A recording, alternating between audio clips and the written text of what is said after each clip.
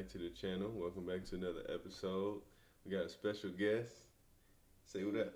What up? What's your name? PJ. PJ. We got PJ on the channel today. Yeah, man. So episode 8, 9, something like that. Episode 9, I think. Getting close to the end. I hope y'all been looking at the charts, maybe even live, paper trading or back testing, whatever the case may be. I hope y'all at least been getting familiar with the charts, trying to look at all these confluences that we're seeing, putting them together and being able to at least look and make a prediction about where the markets are going to go. So yeah, man, I mean, that's the whole process of trading. So at this point, I feel like we have a good grasp or understanding, if I could talk, PJ, of what we should be looking at when we're looking at the charts. But today we got S&T divergence. Yeah, I'm not gonna do too much more talking, man. Let's just get straight into it. Let's get into this. Welcome to SMT Divergence Explained. So for the Forex and commodities people, unfortunately, this is not going to be as beneficial for you guys because this is specifically talking about the divergence between the S&P 500 and the NASDAQ, and we literally are forming one right now. So again, it involves looking at two different instruments, so the S&P 500 and the NASDAQ at the same time, and then pretty much we're going to be comparing and contrasting their highs and lows, and that will help us dictate whether or not, one, the trend is going to change before even being able to see a break of structure or an inverse fair value gap, and we know that we learned about those yesterday like a couple days ago for inverse fair value gap and break of structure. So in SMT divergence is actually using both the indexes, seeing a divergence between the two, and then that is going to help us identify if the trend is going to change, specifically when an SMT divergence is happening at a significant draw on liquidity. So with that being said, let's get into it. To be honest, I'm not going to sit here and bullshit you guys. I have no fucking clue what SMT divergence stands for. Smart money transfer divergence. I don't know. I don't care. All I know is that I know what a divergence means. I think it just means the difference. I think, okay, this is horrible, but whatever. Let's get into understanding it because this is actually what's beneficial. So let's say we have a high time frame high right here, and we're going to split this down the middle. This is the S&P 500 chart, ES, and then this is the NASDAQ chart. Lit. Okay, so we have a high time frame draw on liquidity right here, or let's actually move this down a little bit. Boom. And on the S&P 500 chart, we come up and we sweep out that high, and then we come down and then we make a lower high. So what does that probably mean? It probably means, hey, orders have been filled and we're starting to change the direction to the downside.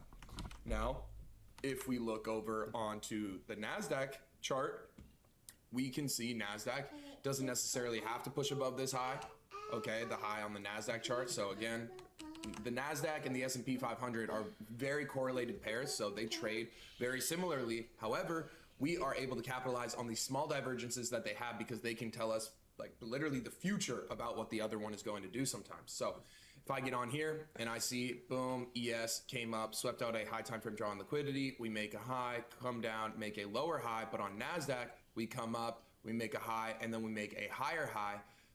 What do we see here? At the same time, as we are sweeping out this high time frame high, what is ES telling us about NASDAQ on this? You're probably saying, well, I'm not sure. I don't really quite get it. Well, the S&P 500 swept out a high and made a high and then made a lower high, pretty much signaling that, yep, sell orders were able to get filled here, and we are probably going to reverse off of this significant draw on liquidity where orders had the potential to get filled. Versus on NASDAQ, we look over here and we see, okay, a high. This high was formed at the same time that this one was, but then this one forms a higher high at the same time that this lower high was getting formed. So what is the S&P 500 telling us about NASDAQ? One, that NASDAQ is the more bullish pair, but also it's helping us, ES is helping us be able to identify what's going to happen in NASDAQ a little bit later on, because if the S&P 500 continues this trend down, then what is going to happen to NASDAQ? NASDAQ is going to follow suit, in turn, potentially giving us a higher risk reward trade on NASDAQ, or just in turn helping us be able to identify the direction. Hold on, y'all.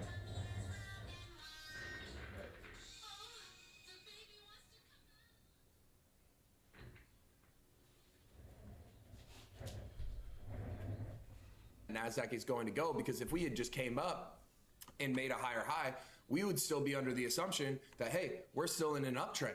But now that we have the newfound knowledge of ES making a high, then a lower high, and NASDAQ making a high, then a higher high, instead of thinking, oh, we're in an uptrend on NASDAQ, we can look at the S&P 500 and we can say, oh, shit, this thing might actually go down.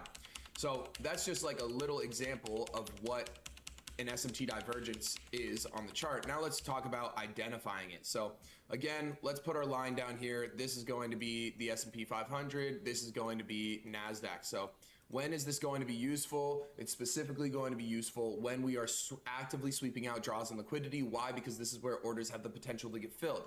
Obviously, the S&P 500 and NASDAQ are not going to perfectly align with each other and be perfectly correlated 24/7, 365. So that's why it's very important that we have context here and understand that SMT divergences are very powerful when used when sweeping out draws and liquidity. However, outside of sweeping out draws and liquidity, these things will show up all the time and will be pretty much like useless to us. So let's get into identifying them on the chart. A bearish SMT divergence is when the S&P 500 makes a high and then a lower high. It doesn't matter which chart this is on, so it just is when one of the indexes makes a high, then a lower high, and then the other index makes a high, then a higher high. This is a bearish confluence for both the indexes. So not only a bearish confluence for the S&P 500 because it's the leading index in the downward move because it's making a lower high, but also it's a bearish confluence for the lagging index. Why is it lagging? Because it's continuing the uptrend while ES is forming a new downtrend. So this one's lagging behind ES because ES was able to fill probably more orders and is able to move a little bit quicker than NASDAQ at this point in time.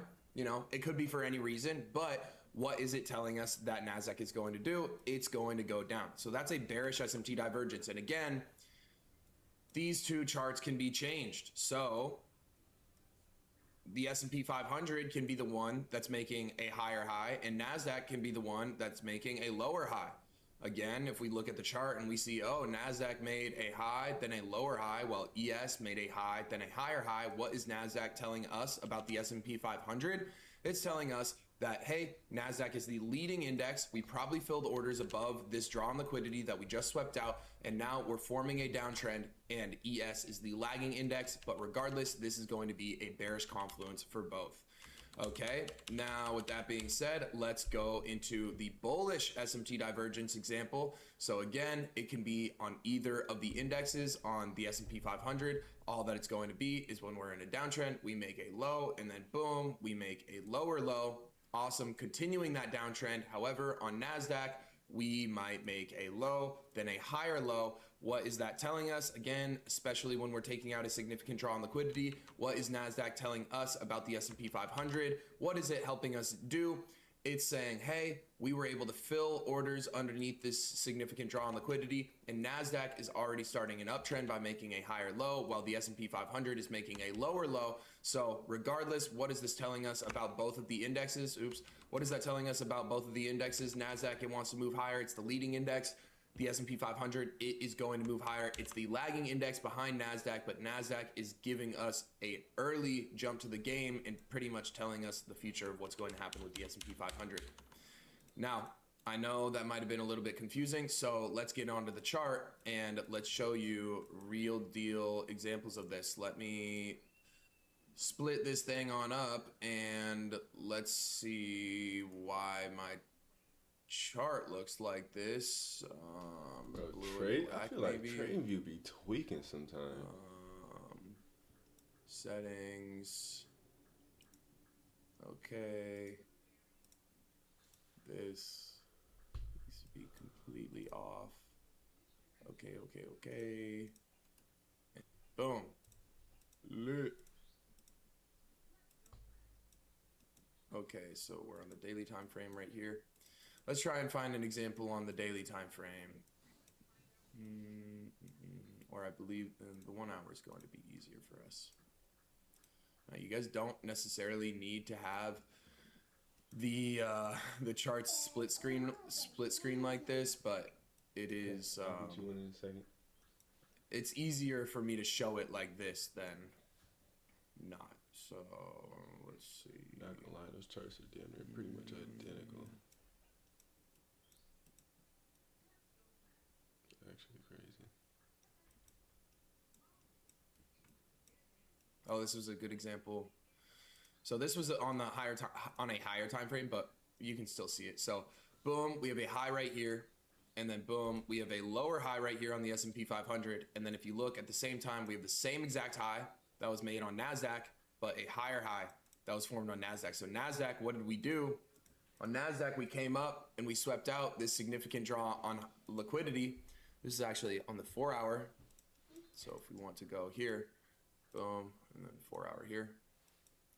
So this is a good example right here. So we can see this high, NASDAQ comes above it and makes a higher high, while ES is well underneath this high and it makes a lower high. So once we form this high, what can we safely assume about both these indexes? One, the S&P 500 is the more bearish index, but two, we know that NASDAQ was able to sweep out orders, and even though it made a higher high, we know that overall the price is going to be bearish. Why? Because the S&P 500 made a lower high. So what, in terms of like entry, since this is on a higher time frame, I'm going to be looking at this and I'm going to be saying, okay, I'm probably going to want to take a trade on the S&P 500. Why would I want to take a trade on the S&P 500? Because it's the leading index. It's the index that is already more bearish, okay? So if we see a bearish SMT divergence, I'm not going to want to take a short position or a sell trade on the bullish index, which is NASDAQ, because it pushed above this high, right? I want to take it on the S&P 500, the one that's leading the move to the downside, the one that is actually making a lower high, okay? And then on top of that, this is really going to be used for bias, especially on the high time frames, but I'll show you guys examples on the low time frames of when we're actually able to use it for execution. So this is a good example of a bearish SMT divergence of us sweeping out a high on NASDAQ, making a higher high, but us unable to sweep it on the S&P 500, making a lower high. And then what do we see price do on both the indexes following that? Boom, we dump down, boom, we dump down. Okay, let's show examples of this on a lower time frame. Let's see if we can, let's look at Friday's price action. See if we got anything on Friday. It looks like we did. It looks like we did. It looks like we did. It looks like we did.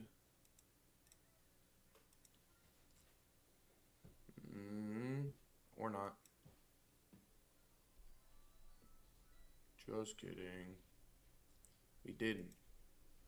Let's look on Thursday. Thursday.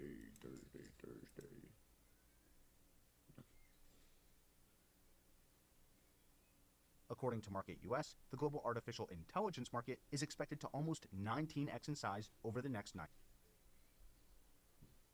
Isn't like a actual like strategy entry, but this is a good example of how you could look for a entry or potentially use it as a confluence. So even though my strategy doesn't show up here, this is a good example of it showing up on the low time frames and in a bullish scenario now. So look right here, we're on the 5-minute time frame. On the S&P 500, we have a low, then we have a higher low. If we look at the same time that this low was formed right here on the S&P 500, we have this low, and then when this higher low was formed, we look over to that same point on NASDAQ, and what does it do? It makes a lower low. What immediately happens after we get the SMT divergence? The S&P 500 ends up trading higher, and NASDAQ ends up trading higher. So this is a good example of, again, all of our confluences show up on every single time frame, but this is a good example of how, look, right here, what are we doing?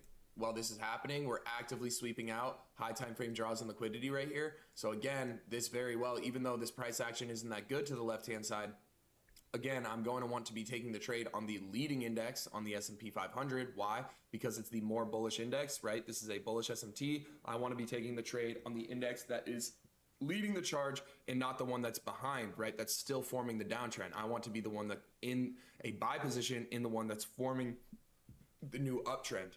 Okay. So I get on here, I see awesome. Like this can be a quick breakdown. We come down, we sweep out a high time frame draw on liquidity. Awesome. We see a low and then we see another low get formed and you're like, hey, wait a second, that's a higher low. Let's look over at NASDAQ. And then we see NASDAQ has the same low, but then, there's a lower low. Awesome. What is that telling me? That's a very bullish confluence for the S&P 500 and a bullish confluence for NASDAQ. And look, this is a prime time example. If we look at the S&P 500 compared to NASDAQ, the S&P 500, again, is the leading index. We can see a bigger and a faster expansion than on NASDAQ. NASDAQ isn't able to get up as high. These were the highs that the S&P 500 moved past. Boom. S&P 500 was able to move past these highs. NASDAQ didn't even get close to them. So again, it's just showing examples of why we want to take the leading index rather than the lagging index. So hopefully, I mean, this is really all that we needed to cover. It's kind of a blend of the confluences, and I'll show you, and I'll explain what I mean by that when we start getting into strategy. But hopefully you guys understood what this is all about, and you guys will learn a little bit more as we start. So, yeah, that's pretty much going to wrap up the video. Again, me personally, I don't know how much I will be using this. I guess it'll just depend on my strategy. Obviously, like I said, I'll look through the charts, be able to identify it, like train my brain. Wow, tongue twister. Train my brain to be able to identify it on the charts. I mean, obviously it's useful, so I should have it in my tool bag. But again, just personally, I don't know how much I will use this. But yeah, it's good information to know. If y'all haven't already, make sure y'all go ahead and hit that sub button, hit the notification bell so y'all don't miss any videos. Go hit that like button, leave a comment. Helps me out a lot with the channel. Make sure y'all go hit the Discord. Again, a lot of traders in there. You ask questions, whatever the case may be. Go ahead, watch all these videos back. I'll leave the link to all these videos, all the original videos in there as well. Go ahead, follow me on Twitch. Once we start back testing and paper trading and live trading, I'll be doing most of my stuff over there on Twitch. I'll upload the videos to YouTube, but if you guys want to be live with me while I do that, I'll be over there on Twitch. So go ahead, hit that link in the description. Go ahead and follow me over there. And yeah, man, that'll do it for this one. I'll see y'all in the next one. Peace.